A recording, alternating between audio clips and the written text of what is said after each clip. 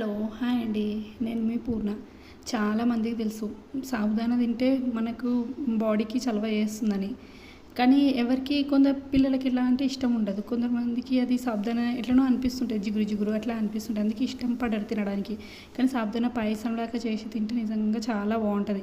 Taste కూడా బాగుంటుంది. ఇంకా మనకి బాడీకి కూడా కూల్ చేస్తుంది. ఎక్కువ ఓవర్ హీట్ ఎవరికైతే ఉంటుందో వాళ్ళు వీక్లీ 2 టైమ్స్ ఇలా సాబుదానా పాయసంలాగా వేసుకొని తినేయండి. ఉట్టి సాబుదానా యాడ్ చేసుకునే బదులు దాంట్లో కొద్దిగా బియ్యంకి మిక్సీ పట్టుకొని వేసుకొని చేసుకోండి. ఇంకా టేస్ట్ కూడా సూపర్ ఉంటుంది. మన బాడీకి కూడా చాలా మంచిది.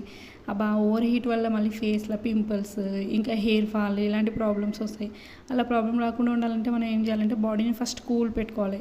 ఎక్కువ హీట్ అయితే కూడా మన బాడీకి మంచిది కాదు కదా. నాకైతే ఓవర్ హీట్, చాలా హీట్ ఎక్కువ. అందుకని నేను వీక్లీ 2 టైమ్స్ అనే ఈ సాబుదానా పాయసం చేసుకొని తింటా. అప్పటి నుంచి నా బాడీకి, ఇంకా నా హెయిర్కి, నా స్కిన్కి చాలా బాగుంటుంది. మీరు కూడా ట్రై చేయండి ఒక్కసారి.